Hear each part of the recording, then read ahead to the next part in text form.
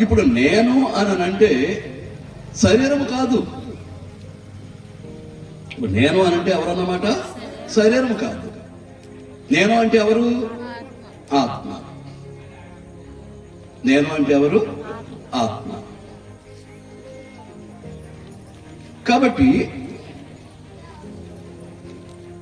నేను దేని కొరకు బ్రతకాలి? శరీరం కొరకు కాదు, ఆత్మ కొరకే బ్రతకాలి. శరీరం కొరకు కాదు, ఆత్మ కొరకే బ్రతకాలి.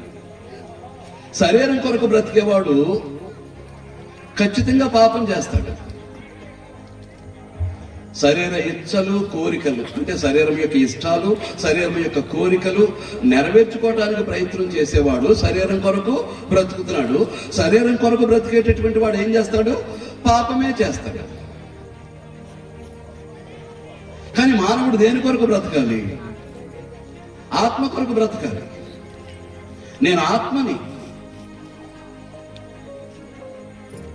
కనుక ఈ శరీరము ఆత్మ యొక్క ఈ మేళవింపులో పుట్టినటువంటి మానవుడు ఈ రెంటి యొక్క కలయిక అనేటటువంటిది మనకు ఎప్పుడు రుజువు అవుతుంది?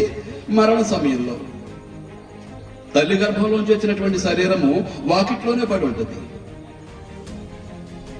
తల్లి గర్భంలోంచి వచ్చినటువంటి శరీరము వాకిట్లోనే పడి ఉంటుంది. శవమై. ఏమై? శవమై. కానీ పలానా వ్యక్తి పోయాడు అంటారు. పలానా వ్యక్తి పోయాడు అని అంటే ఇంతకీ ఏది వెళ్ళిపోయింది? శరీరం అక్కడే ఉంది వాకిట్లో, ఆ గడ్డ మీదో బెంచ్ మీదో శవమై ఉంది. ఇంటిల బాధి ఏడుస్తున్నారు, దుఃఖిస్తూ ఉన్నారు. ఈ లోపల పలానా వ్యక్తి పోయాడు అని అంటే ఏది పోయింది? దేవుని పోలికలో సృష్టించబడినటువంటి ఆత్మ ఆ శరీరాన్ని విడిచిపెట్టి వెళ్ళిపోయింది. ఆత్మ శరీరాన్ని విడిచిపెట్టి వెళ్ళిపోయింది. మీకు అర్థమవుతుందా? కనుక ఈ మరణము అనేటటువంటిది దేవుడు మానవునికి ఇవ్వలేదు. దేవుడు స్వయంభవుడు, తనకు తానుగా ఉన్నటువంటి వాడు. ఆయన ఆద్యంతరహితుడు. ఆయనకు ఆది అంతములు లేవు. God has know the beginning at the ending. ఆయనకి ప్రారంభము లేదు, ముగింపు లేదు ఆయన జీవితానికి. మీకు అర్థమవుతుందా? అటువంటి పరిస్థితుల్లో దేవుడు తనకు తానుగా ఉన్నవాడు, ఆద్యంతరహితుడు.